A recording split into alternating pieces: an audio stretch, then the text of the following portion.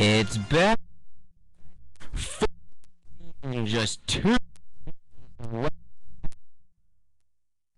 John Stanko here with Kevin Barnett for our last show of the semester. It's your last show here at WICR. Forever. It's a sentimental moment for you, I'm sure. Always. My last show's tomorrow morning. It'll be emotional for me as well. Yes, good guy to share it with, though. Obviously. It's been a great year. I like how we had the nice at the beginning. We had the nice little night at the Roxbury moment right there. You can't help but just do the head nod. You just can't help it. You know what I'm talking about. Shout out to my man Will Ferrell on that one. Great. That's one of the classics. But it is true. It's been a great year though so far though.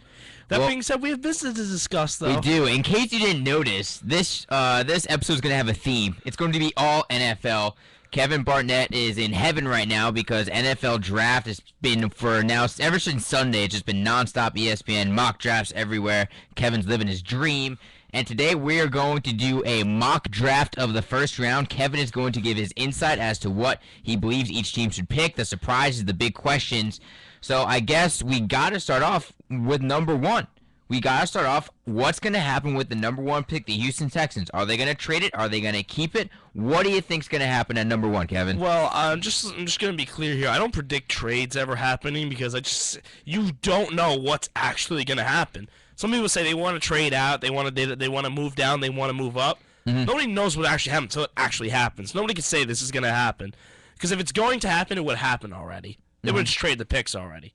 That's why. Like, these teams that want to trade down, wait until the last minute to see the best offer. So, if this team really was desperate to trade down, they would have done it. They would do it and stuff like that. That's why I never mock it. So that's why I'm just going to say if Houston, all these picks are going to stay the same, no trades will happen. That's just the point I was making. So, but I think Houston, number one, it should be a no-brainer for them. And that should be Jadeveon Clowney at number one. Just picture, all I can just say is picture for the next 4 to 5 years, him and J.J. Watt on the same defensive line. This kid has been a stud since they said he could have been a first-round pick coming out of high school. That's scary. With how good he has been. I believe that there's been a lot of questions about his commitment issues, but I think if he's really saving his body for the NFL, which apparently his coach at South Carolina told him to do. It's very hard, obviously, but apparently there was rumors. There were some of his teammates saying the coaches said, "Hey, you gotta save the body for the NFL." But it's no question. This kid is all-world talent. He's been one of the most talked about defensive prospects, I think, since Mario Williams came out. Agreed. In 2006, who coincidentally was also drafted by the Houston Texans. Exactly. So I think this should be a no-doubt pick who the Texans should take, number one. Outside linebacker from South Carolina, you have Jadeveon Clowney going number one to the Houston Texans. I find it interesting because I agree with you, J.J. Watt and Clowney. Going against Andrew Luck for the foreseeable future, you got to combat Andrew Luck, who's probably going to be the best quarterback in the NFL eventually, with those two outside pass rushers. A great way to do it. And also, between outside linebacker coach Mike Vrabel, you have someone who was disciplined in the Patriot system. I believe he won a championship with the Patriots as well. He was with the Chiefs, so he'll bring some structure to Jadeveon Clowney, I believe. So I agree with you. If Houston is number one, I agree with you. They are going to take Jadeveon Clowney. And yes, they need a quarterback, but I also think that because if you can get a guy like Andy, there's a worse thing as well have a guy like Andy Dalton as your quarterback. Plenty of teams would kill to have Andy Dalton as their quarterback until he gets to the playoffs. Yeah, he hasn't gotten it done in the playoffs, but some of these teams like Cleveland would kill to even sniff the playoffs. Yes. So if you can snag a guy like that in the second round, you gotta take Clowney. Agreed. Now, gotta take Clowney. What are your takes on some of the rumors that maybe the Texans wanting to trade down to maybe draft someone like a Blake Bortles, maybe, who would fit the system that they want to play? What are your thoughts on that? It wouldn't be the worst thing in the world. Blake Bortles, I think, could play. I think the guy can play Blake Bortles, so I don't think that'd be the worst thing in the world. I just think that when you have when you have this rare opportunity to get Clowney and J.J. Watt playing on the same line. J.J. Watt, who's already won a Defensive Player of the Year in one of his 3 seasons. He only played 3 years in the league, so he's still very, very young. When you get this rare opportunity, you have to jump at it, I think. All right, so Kevin Barnett's got Jadeveon Clowney going number one to the Houston Texans, the first pick of the mock draft. Let's go to the second pick. The St. Louis Rams getting their pick from the Washington Redskins via a trade. They are at the number 2 spot. They're a team that doesn't have any immediate glaring needs, I feel, but they still have a little bit of holes to fill. Where do you see them going with number 2 picks? See, I think a lot of people have mocked the great offensive tackle Greg Robinson of the Rams, but they don't have a problem at offensive tackle, I really don't think. I think they gave Roger Saffold a decent amount of money to play right tackle. And then I know Jake Long's injury prone, but Jake Long, let's not forget when he's healthy, he's one of the best left tackles in football. Agreed. He had a little bit of a down year last year, but he played in Miami for like about 4 or 5 seasons. I think guys always had to struggle with a new team, a new system. This guy's had a year, though, even though he got hurt last year. He still had a year to learn the playbook and everything. I think he's going to come back motivated. So, therefore, I think their biggest need, though, is a secondary and wide receiver. And I think that, truth be told, I don't think that they're staying at number 2. You think St. Louis is going to trade? I think they're going to trade out. I can't predict who's going to trade up to do this. Agreed. Though. Okay, I can't predict it. No, it's fair. So It's fair. I think that they already have. They realize, hey, we also have the 13th pick. We can get another need with this. But if I'm number 2, I would stay at number 2, and I would draft Sammy Watkins. Wide receiver from Clemson.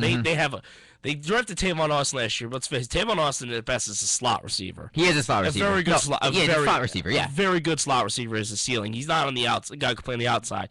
Sammy Watkins, when I watched him play in that Orange Bowl against Ohio State, against Bradley Roby, who I have projected to go in the first round later, won't say what team. Okay. He had 16 catches for I don't know how many yards. And like 3 or 4 touchdowns in the game. Sam Watkins is stock flew up. Do I think he's on the level of guys like A.J. Green, Calvin Johnson? No, but he's the ceiling under the. He's like the class right under them, I believe, when it came to the NFL draft wide receivers. I'll tell you this: I think that of all like maybe the first 5 picks, I think Sammy Watkins has the best chance to make an immediate impact. I agree absolutely. I think, and he might have the best chance to be the best player coming out. I really do, because I think he's that talented. If he goes to the right team, I think he can flourish immediately. And I think St. Louis would be one of those teams with Sam Bradford wanting to come back after injury last year, wanting to prove himself. Tavon Austin, another season under his belt. You hope that he could take a step up. And let's face it, the Rams, I think, surprised people with their defense last year. They have a good defense. Well, Robert Quinn. So they'll be in games. Robert Quinn was one of the most did not get a lot of love last year. Forgot 19 sacks. And Chris Long is a stud on the defensive end. So, and then James Laurinaitis leading that defense is also a very, very good player in the middle. So.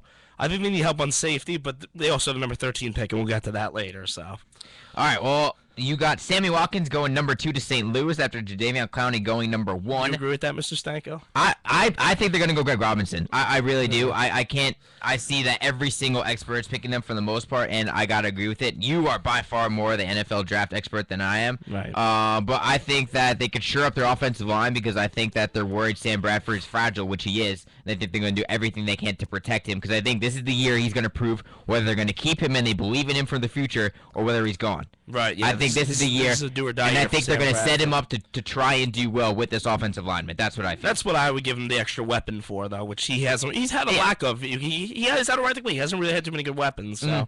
Okay. Yeah. So let's go number 3, the Jacksonville Jaguars, new owner. They're going to look to make a splash. They are at the number 3 pick. Who do you see them picking? I don't think as much as I like Blake Bortles, I've heard that they're not really fans of him.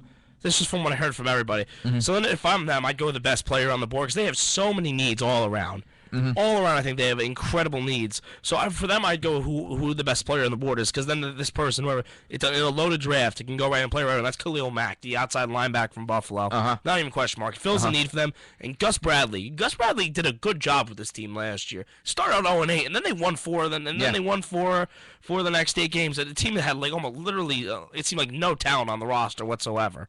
I think they'll draft a quarterback in the second round, maybe even trade in the first round to get one, maybe. Okay. Later in the first round, I don't know. Maybe with your New England Patriots, who trade all the time out of the first round. It's true. No, we're pros at it. Yes. Yeah, no. They are very. They are very like they. I think they could see them doing something like that. But if I'm them, I think Khalil Mack is a guy you got to get.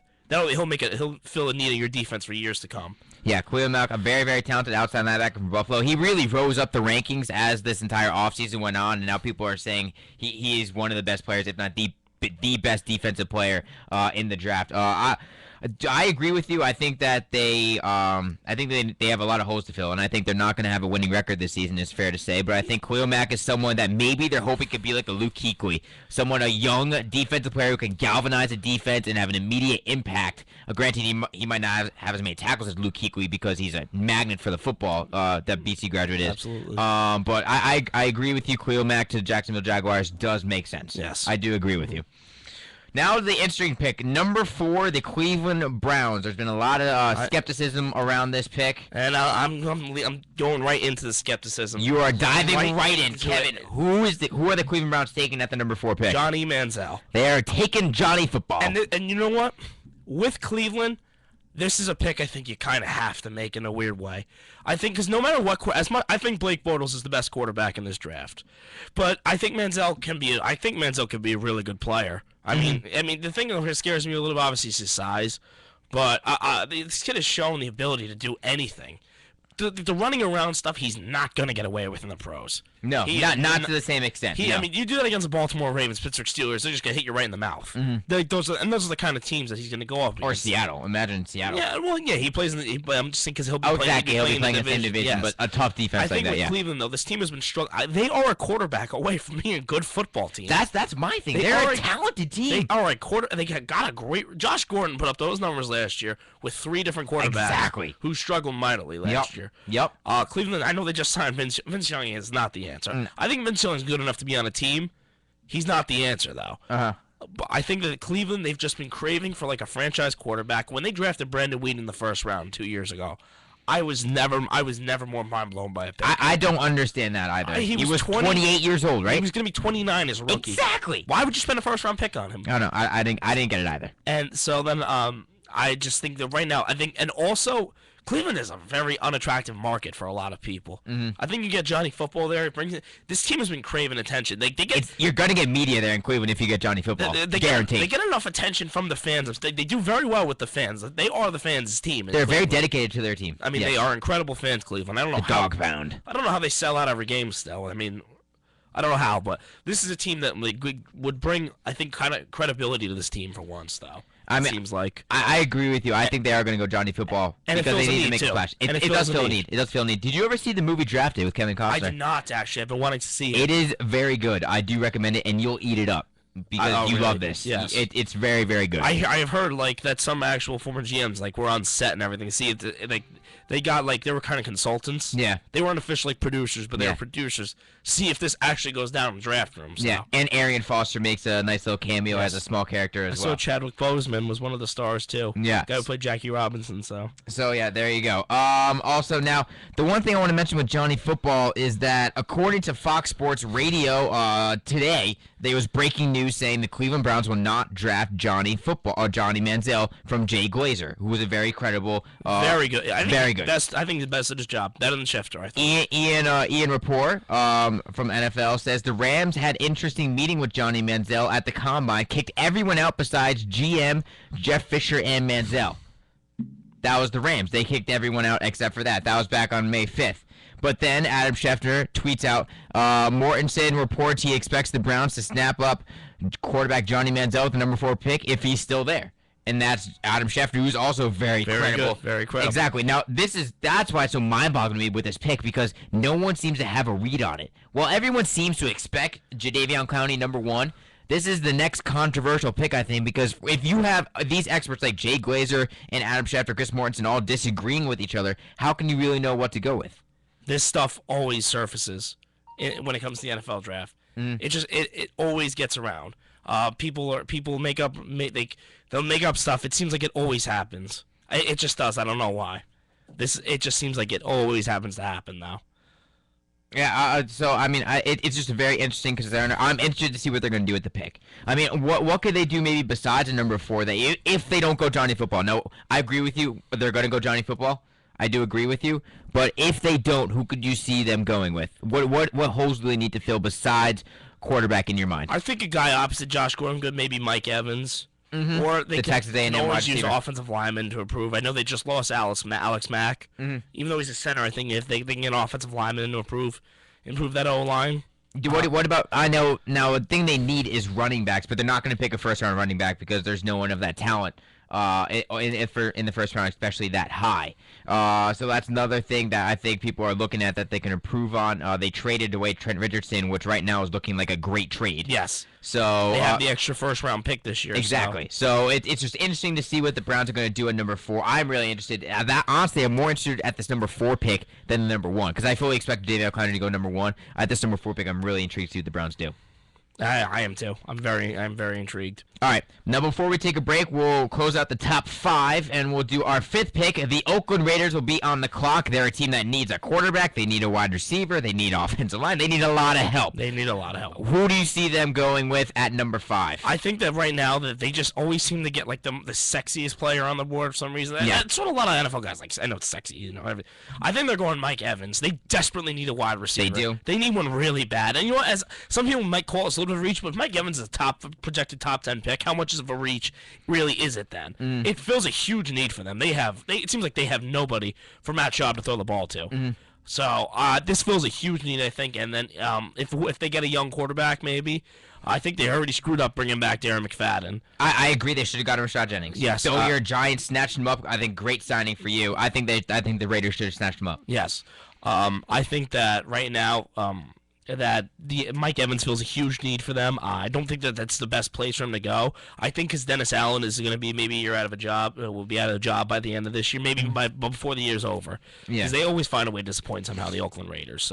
But I think need-wise, just makes it too much sense. I think offensive tackle they do go, but it seems like they never go offensive tackle in the first round. Because the last time they took one, Robert Gallery was a huge bust. Yeah. So I again, offensive tackle and wide receiver are their 2 top needs in my mind. And I at the number 2 pick, I had Greg Robinson. You had Sammy Watkins. So for me, Sammy Watkins is still on the board. And if you're Oakland, how sexy is it to get the best wide receiver in the draft? Sammy Watkins. Well, with that said, you don't have a quarterback you can fully trust to throw it to him, so do you waste a wide receiver pick doing that? They did just trade for Schaub, so... I mean, but Schaub last year, you saw, did not have that good of a season. He did not, but I think they had a press conference and everything saying, hey, you're our guy, you're our guy. The other option I'm thinking of is Jake Matthews, offensive tackle at Texas A&M. He was seen as the number 2 pick for a long time. He's fallen down a little bit, but I could maybe see if Oakland decides to go the non-sexy route, picking up Jake Matthews. But the way the Raiders pick, I think they're going to go with the big name. They're going to get their fans excited. I see them drafting Sammy Watkins at 5. Really? I do. That's what I see happening. Okay, I think Watkins would go number 2, but yeah, I mean obviously that's why we are co-hosts. We agree to disagree. Yes. All right, we'll take a short break here on WICR. This is the BS Report. We're doing our mock draft, the NFL draft, this upcoming Thursday, set for 8 p.m. We'll be back right after this break.